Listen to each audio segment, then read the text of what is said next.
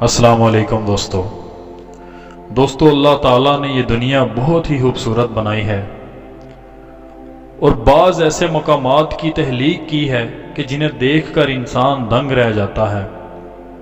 दोस्तों आज हम आपसे बात करने जा रहे हैं दुनिया के उन 5 ममालिक के बारे में जहां कभी सूरज गुरूब ही नहीं होता, और अगर कभी गुरूब होता भी है तो इतने मुख्तसर वक्त के लिए कि आपको यकीन ही नहीं आएगा कि कभी सूरज गुरूब हुआ भी है।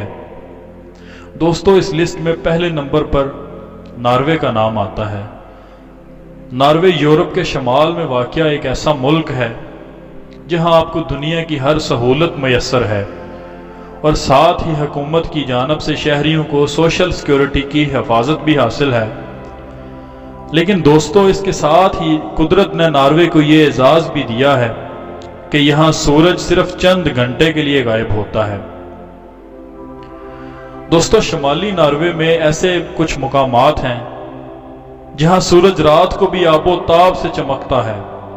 यही वजह है कि नॉर्वे को आधी रात के सूरज की सरजमीन भी कहा जाता है। दोस्तों इस लिस्ट में दूसरे नंबर पर आइसलैंड का नाम आता है। आइसलैंड शमाली बहरा ओकियानूस में वाक़े एक बहुत बड़ा जजीरा नुमा मुल्क है। यहाँ आपको खूबसूरत और दिलफरेब मनाजर आबशारें और जंगलात देखने को मिलेंगे। यहाँ भी सूरज कम ही गुरूब होता है। दोस्तों तीसरे नंबर पर कनाडा का नाम आता है। कनाडा के शमाल में कई इलाके ऐसे हैं जहाँ दिन की लंबाई 22 घंटे तक भी होती है। उस वक्त से मुकामी लोग लुत्फअंदोज होने के लिए मुख्तलिफ सरगर्मियां करते हैं जिनमें गोल्फ खेलना, पहाड़ों पर चढ़ना और मछली पकड़ना वगैरह शामिल हैं। दोस्तों इस लिस्ट में चौथे नंबर पर स्वीडन का नाम आता है।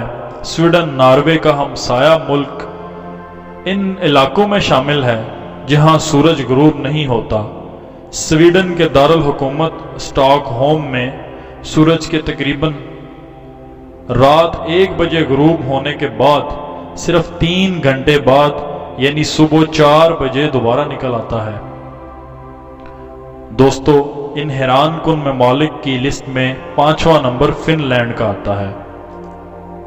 इस तरह फिनलैंड भी एक मुल्क इस फहरिस्त में शामिल है जहां सूरज गुरूब नहीं होता। यहां लोग मौसम से लुत्फ अंदोज होने के लिए साइकिलिंग और पहाड़ों पर चढ़ने जैसी सरगर्मियों में मशगूल रहते हैं। दोस्तों आज की वीडियो आपको कैसी लगी? अपनी राय का इजहार कमेंट सेक्शन में ज़रूर कीजिएगा और हमारे चैनल को सब्सक्राइब कर लीजिए ताकि आइंदा आने वाली वीडियोस भी आप तक बर वक्त पहुंच सकें। शुक्रिया।